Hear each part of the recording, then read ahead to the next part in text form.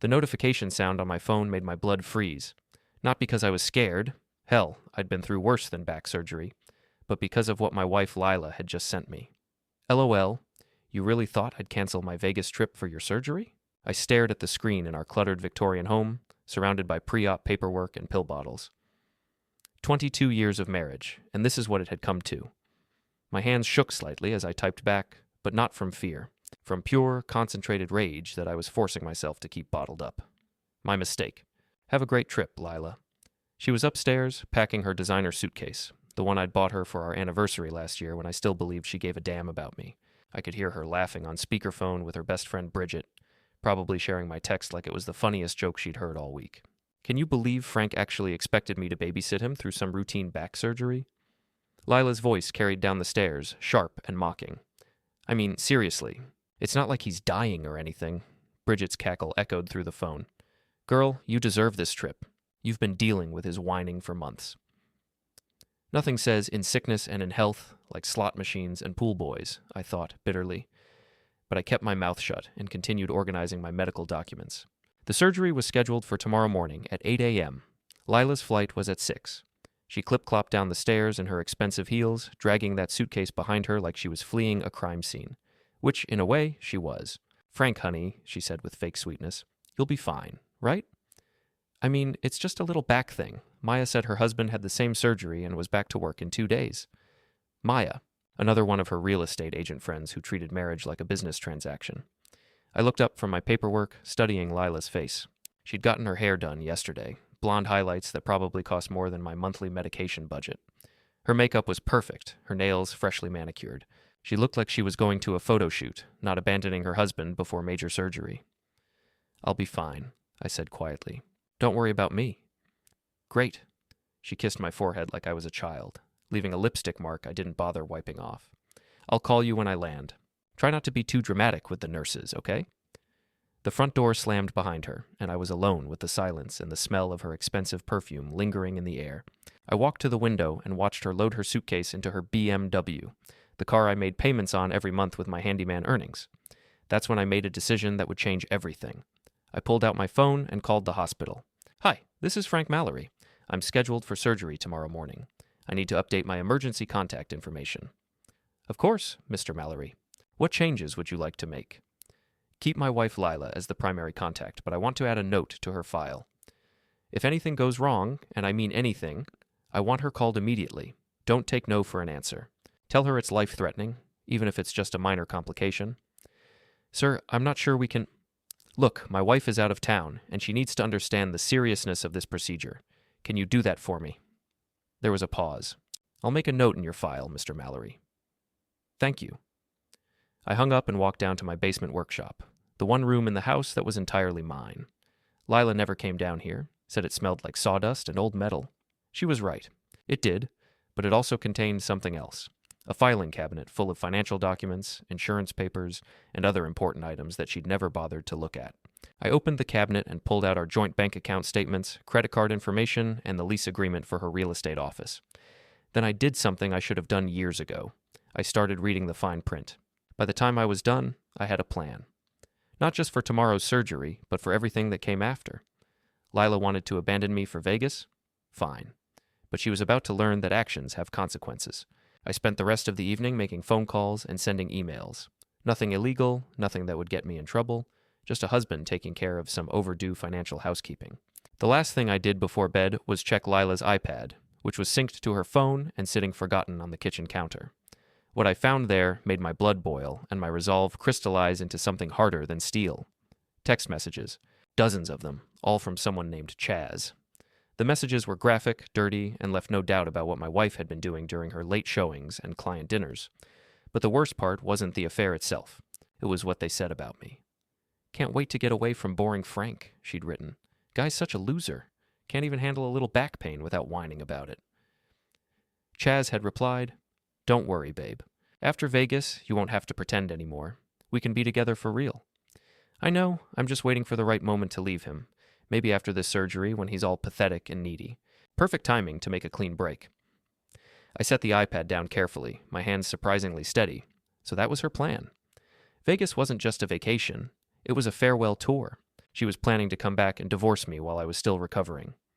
Well, Lila, I thought as I headed upstairs to bed, you're absolutely right about one thing. This is perfect timing.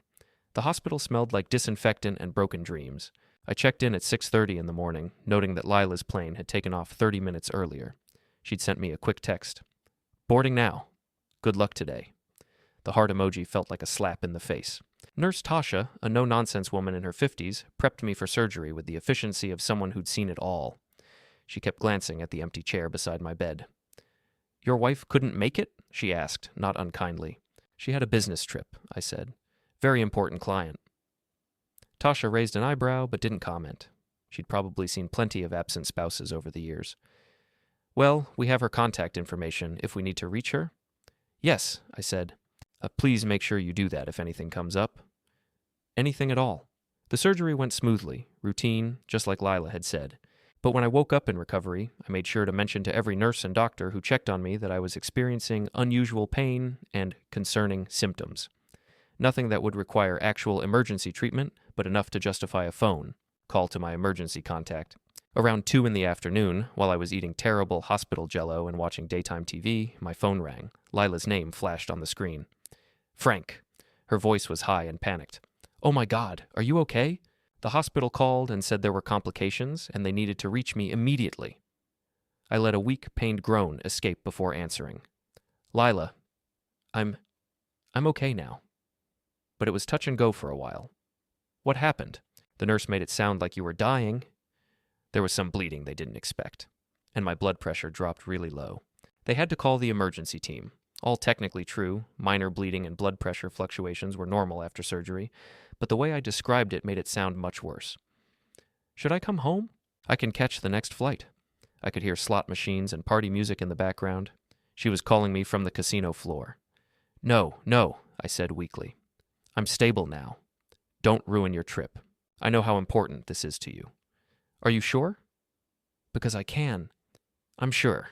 Bridget would never forgive me if I ruined her birthday celebration. There was a pause. In the background, I heard a man's voice. Come on, babe, the blackjack table's getting hot. Chaz right there with her, not even trying to hide it. Okay, Lila said, relief obvious in her voice. But call me if anything changes, okay? I love you. Love you too, I lied. After hanging up, I spent the rest of my hospital stay making more phone calls. To the bank, to the credit card companies, to our insurance agent. All perfectly legal, all within my rights as a joint account holder and policy owner. By the time I was discharged the next morning, I'd canceled Lila's credit cards, moved our joint savings into a new account in my name only, and transferred our car insurance to a new company that didn't have her authorized as a driver. My neighbor, Old Man Sweeney, picked me up from the hospital. He was a retired postal worker who knew everyone's business in our neighborhood, and he'd been watching Lila's comings and goings for months. That wife of yours has been getting a lot of visitors while you've been working, he said as we drove home. Young guy with a fancy truck. Stays pretty late sometimes. I know, I said simply. Good man doesn't deserve that kind of treatment, Sweeney muttered. You need anything while you're recovering, you just holler. Actually, there is something. I pulled an envelope from my jacket pocket. If Lila comes by while I'm not home, could you give her this? Sweeney glanced at the envelope. Divorce papers? Something like that. When we got home, I spent the afternoon moving Lila's belongings from our bedroom to the guest room. Not out of spite, well, not entirely, but because I genuinely needed the space to recover properly. Her perfume bottles and makeup cluttered the dresser, her clothes took up 3/4 of the closet, and her stack of real estate magazines covered my side of the nightstand. For the first time in years, I had room to breathe in my own bedroom. That evening, my phone buzzed with a text from Lila. Having amazing time. Won $200 at slots. How are you feeling? I replied, much better. Glad you're having fun. What I didn't tell her was that I'd also spent the afternoon researching Nevada divorce laws and the penalties for adultery and property settlements. Very educational reading. My phone rang around 9. It was my old friend Rusty, who owned a dive bar called the Rusty Nail about 2 miles from my house. Heard you were under the knife yesterday, he said. How you holding up? Surviving. Why?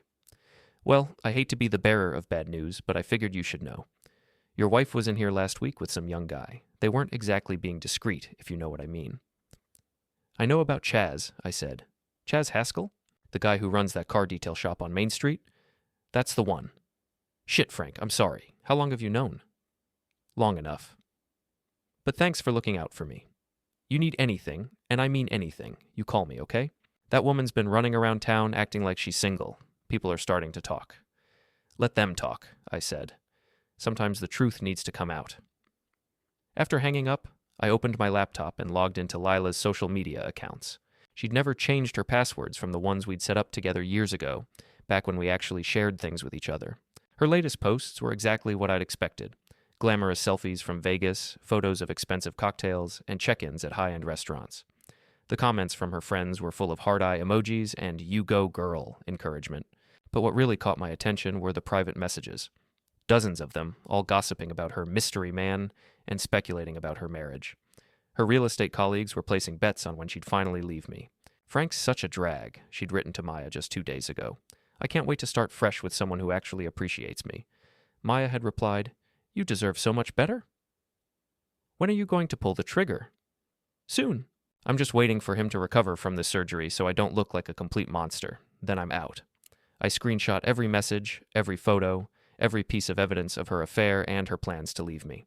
Not because I wanted to hurt her in a divorce, though this would certainly help, but because I was starting to formulate a much more creative form of justice. Lila wanted to make me look like a pathetic, abandoned husband? Fine. But she was about to learn that underestimating people is a dangerous game.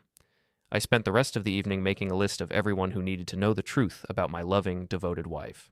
Her boss at the real estate agency, her clients, her friends who thought she was just taking a well-deserved vacation. The truth, as they say, has a way of setting people free. Lila's Vegas adventure lasted 5 days. 5 days of constant social media updates, expensive dinners, and photos that carefully cropped out her companion. But I knew Chaz was there. His own social media had gone suspiciously quiet, and his car detail shop had a closed-for-family emergency sign that Old Man Sweeney had photographed for me. On day 3, I put the next phase of my plan into motion. I called Lila's real estate office and spoke to her assistant, Jennifer. "Hi, Jennifer. This is Frank Mallory, Lila's husband. I'm recovering from surgery, and I need to get in touch with her about some urgent financial matters. Could you give me the contact information for the client she's with in Vegas?" "Oh, Mr. Mallory, I hope you're feeling better, but I think there might be some confusion. Lila isn't with a client. She told us she was taking personal time to help care for you after your surgery." "Perfect." "I see. Well, she must have gotten her wires crossed. Thanks anyway." "Is everything okay? Should I have her call you?" "No need. I'll reach her directly." I hung up and immediately called Lila's boss, Sandra Morrison, a sharp-eyed woman who'd built her real estate empire by paying attention to details. "Sandra, this is Frank Mallory. I wanted to thank you for giving Lila time off to care for me after my surgery." "Of course, Frank. How are you recovering?" "Well, that's actually why I'm calling. I'm a little confused about something. Lila told me she had to go to Vegas for a client emergency, but Jennifer just told me she requested personal time to care for me. I'm worried she might be covering for a client who's asking her to work while she's supposed to be on family leave." There was a long pause. "Frank, are you telling me that Lila is in Vegas right now?" "Yes. She said it was a very important client who needed her immediately. Something about a high-end property deal that couldn't wait." "I see. Well, thank you for bringing this to my attention. I hope you feel better soon." Sandra's voice had gone ice cold. Lila had just been caught in a lie to her boss, and in the real estate business, trust was everything. But I wasn't done. That afternoon, I drove to Chaz's car detail shop. The closed sign was still up, but I could see mail piling up by the door and newspapers scattered on the ground. I took photos of everything, including the work schedule posted in the window that showed him taking emergency leave for the exact same days as Lila's Vegas trip. Then I stopped by the Rusty Nail to see my old friend Rusty. The bar was nearly empty, just a few regulars nursing beers and watching a baseball game on the ancient TV above the bar. "Frank, good to see you up and around. How's the back?" "Getting better." "Hey, I need a favor." "Name it." "You know how you said people were talking about Lila and her boyfriend?" "Yeah." "I want them to know the truth. All of it." Rusty studied my face carefully. "You sure about that? Once that cat's out of the bag, there's no putting it back." "I'm sure." "What do you need me to do?" I pulled out my phone and showed him the screenshots of Lila's messages, her social media posts from Vegas, and the photos I'd taken of Chaz's. Closed shop. "Just make sure the right people see these. You know how news travels in this town." Rusty whistled low. "Damn, Frank. She really did a number on you, didn't she?" She tried to, but the story's not over yet. By evening, my phone was buzzing with calls and texts from friends and neighbors who'd heard the news. The story was spreading exactly like I'd hoped. Lila had abandoned her husband after surgery to run off to Vegas with her boyfriend, then lied to her boss about it. But the best call came from Maya, Lila's real estate colleague and supposed friend. "Frank, I just heard about Lila's trip. I had no idea she'd left you alone after surgery. Are you okay?" Maya's voice was dripping with fake concern, but I could hear the excitement underneath. She smelled blood in the water and wanted to be the first to get all the juicy details. "I'm managing," I said weakly. "It's been hard, being alone during recovery." But Lila said her client needed her urgently. "What client?" "I handle most of the high-end Vegas referrals for our agency, and I haven't heard anything about an emergency deal." "I don't know the details. She just said it was very important, and she had to go immediately." "That's strange. Well, I'm sure she'll be back soon to take care of you." "I hope so. I really need her right now." After hanging up, I smiled for the first time in days. Maya would have that information spread to every real estate agent in town within an hour. Lila's professional reputation was about to take a serious hit, but I saved the best for last. I logged into Lila's social media accounts and found the private group chat she had with her 5 closest friends: Bridget, Maya, and 3 other women who regularly gathered for wine nights and gossip sessions. The chat was called Girls' Night Secrets, and it was full of their most private conversations about their marriages, affairs, and personal drama. I scrolled back through months of messages, looking for the perfect ammunition. What I found was better than I'd hoped. Lila hadn't just been trashing me to these women, she'd been sharing their secrets too. She'd told them about Maya's gambling problem, Bridget's secret debt, and another friend's husband's drinking. She'd been playing both sides, acting like everyone's best friend while gossiping about them behind their backs. I screenshot everything, organized it by person, and created anonymous email accounts. Then I sent each woman the messages where Lila had betrayed their trust, along with a simple note: "Thought you should know what your friend really thinks of you." By the time Lila's plane landed tomorrow, she'd be walking into a minefield of her own. Her boss would be furious about her lies. Her colleagues would be gossiping about her affair, and her closest friends would know exactly what kind of person she really was. But I wasn't done yet. The real fireworks were still to come. I spent the evening researching Chaz Haskell, and what I found was very interesting indeed. According to public records, he was married. His wife, Patricia, was a nurse at the same hospital where I'd had my surgery. They had 2 young children and a mortgage on a modest house across town. I wondered if Patricia knew where her husband was spending his emergency leave. Something told me she was about to find out. Lila's plane landed at Logan Airport at 3:47 p.m. on a gray Thursday afternoon. I know because I was tracking her flight on my phone while sitting in the Rusty Nail, nursing a beer and watching the local news. She texted me at 4:15. "Just landed. Can't wait to see you." "How are you feeling?" I replied. "Much better. Welcome home." What I didn't tell her was that I'd spent the morning making one final, crucial phone call. "Patricia Haskell? This is Frank Mallory. I think we need to talk." Patricia had been surprisingly calm when I explained who I was and what I knew about our spouses. She'd suspected something was wrong for weeks. Chaz's sudden emergency leave, his secretive phone calls, his new interest in expensive cologne. "I work at Mercy General," she'd said quietly. "I remember your surgery. You were alone in recovery. I wondered where your wife was." "Vegas, with your husband." "I figured." "Can you prove it?" I'd sent her the screenshots, the social media posts, everything. She'd called back 30 minutes later. "I'm filing for divorce tomorrow," she'd said, her voice steady and determined. "But first, I think Chaz needs to come home to some surprises." Now, sitting in the bar, I was waiting for those surprises to unfold. My phone rang at 5:30. Lila's name flashed on the screen, but when I answered, she was screaming. "Frank! What the hell did you do? I can't get into the house. My key doesn't work." "Calm down, Lila." "What do you mean your key doesn't work?" "I mean I can't get into my own house, and there's some old man in the yard who handed me an envelope and said you told him to give it to me." Old Man Sweeney had come through perfectly. "What does the envelope say?" I asked, though I already knew. It says you want a divorce." "Frank, what is going on? This isn't funny." "I'm not trying to be funny." "I'm at Rusty's having a beer. Why don't you come down here and we can talk about it?" "I don't want to talk at some disgusting bar. I want to talk at home." "Well, that's going to be a problem, because I changed the locks while you were gone. For security reasons." "Security reasons?" "What security reasons?" "Lila, we both know why you went to Vegas, and it wasn't for any client. We both know who you went with, and we both know what you were planning to do when you got back. There was a long silence, then, I don't know what you're talking about. Chaz Haskell. Ring a bell? Another silence, longer this time. Frank, I can explain. I'm sure you can. But I'm not interested in explanations. I'm interested in solutions. Come to Rusty's. We'll talk. I'm not going to that dive bar. Then I guess we don't have anything to talk about. I hung up and ordered another beer. Around me, the regular customers were pretending not to listen, but I could feel their attention. Word had already spread about Lila's Vegas adventure, and everyone was waiting to see how this played out. My phone buzzed with texts. Frank, please, let me explain. This is all a misunderstanding. I never meant for any of this to happen. I ignored them all and waited. At 6:15, the bar door slammed open and Lila stormed in, still wearing her Vegas outfit, a tight dress that probably cost more than most people's rent.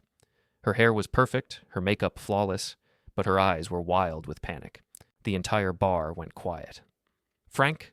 She marched over to my table, her heels clicking on the worn wooden floor. We need to talk. Privately. I'm comfortable here, I said, taking another sip of my beer. Say what you need to say. Not in front of these people. These people are my friends, Lila. They've been more supportive during my recovery than my own wife. She looked around the bar, taking in the hostile faces of people who'd known me for years. These were working-class folks who understood loyalty and commitment, and they didn't have much patience for cheating wives.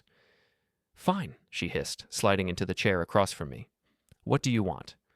I want honesty. For once in our marriage, I want you to tell me the truth. About what? I pulled out my phone and showed her the screenshots of her text messages with Chaz. Her face went white. Where did you get those? Your iPad syncs to your phone, remember? You left it on the kitchen counter. You had no right to. I had every right. We're married, or were married. The divorce papers will clarify that situation. Frank, please. I know this looks bad, but it looks bad because it is bad, Lila. You've been cheating on me for months. You abandoned me during surgery to run off to Vegas with your boyfriend. You lied to your boss, you lied to me, and you were planning to divorce me anyway. That's not true. I showed her more screenshots, the messages where she'd discussed leaving me, the conversations with her friends about timing the divorce. Still not true? She stared at the phone screen, her face crumbling as she realized how thoroughly I'd documented her betrayal. How long have you known? She whispered. Long enough to protect myself. What do you mean, protect yourself? Well, let's see. I've moved our joint savings into an account with just my name on it. I've canceled your credit cards. I've informed your boss about your little Vegas vacation.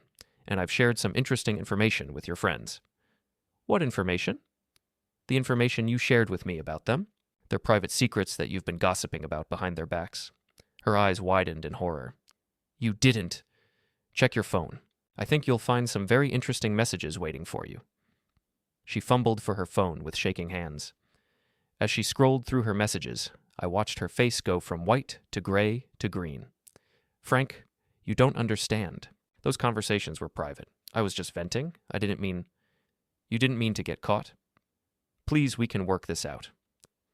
I'll end things with Chaz. We can go to counseling. I'll do whatever you want. It's too late for that, Lila. Why? Because of some stupid affair. People make mistakes, Frank. We can get past this. I leaned back in my chair and studied her face. Even now, caught red-handed, she was trying to minimize what she'd done, calling it a stupid affair, like it was a minor lapse in judgment instead of months of deliberate betrayal. It's not just the affair, Lila. It's everything. The lies, the manipulation, the complete lack of respect for our marriage. You abandoned me when I needed you most, and you were planning to leave me anyway. But I came back. You came back because you thought I was too weak and pathetic to do anything about it. You thought you could have your cake and eat it too. That's not true. Isn't it? Tell me, Lila, if I hadn't found those messages, what was your plan? Were you going to pretend Vegas was just a girls' trip? Were you going to keep seeing Chaz while playing the devoted wife? She opened her mouth to deny it, but no words came out. We both knew the answer. I thought so, I said. My phone buzzed with a text message. I glanced at it and smiled. What? Lila asked suspiciously. That was Patricia Haskell, Chaz's wife. She wanted to let me know that she's filed for divorce and kicked him out of the house. Apparently, he's been calling you non-stop. But since your phone was off during the flight, he's been going straight to voicemail. Lila's face went completely white. Patricia knows? Patricia knows everything. I made sure of that. Frank, you've ruined everything. Chaz's marriage, his business, my job. I didn't ruin anything, Lila. You did that all by yourself. I just made sure the truth came to light. She stared at me like she was seeing me for the first time. I don't know who you are anymore. I'm the same person I've always been.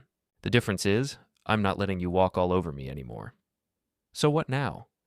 You're just going to destroy my entire life? I'm not destroying anything. I'm just refusing to be part of your lies anymore. She sat there for a long moment, tears streaming down her perfectly made-up face. Around us, the bar had returned to its normal hum of conversation, but I could feel people still watching us. Where am I supposed to go? She asked finally. That's not my problem anymore, Lila. You made your choice in Vegas. Now you get to live with the consequences. She stood up abruptly, knocking her chair backward. This isn't over, Frank. Yes, it is. She stormed out of the bar, leaving behind the lingering scent of expensive perfume and broken promises. Through the window, I watched her get into her BMW and drive away, probably heading to Chaz's place to find out that he was having his own crisis. Rusty came over and refilled my beer without being asked. Feel better? He asked. Getting there, I said. But the truth was, I wasn't done yet. Lila still thought this was just about the divorce, just about ending our marriage. She had no idea that the real reckoning was still coming, because tomorrow the entire town would know exactly what kind of person she really was, and there would be no coming back from that. The end. Don't forget to hit like, subscribe, and turn on the bell so you don't miss the next story. Write in the comments from which city you are watching.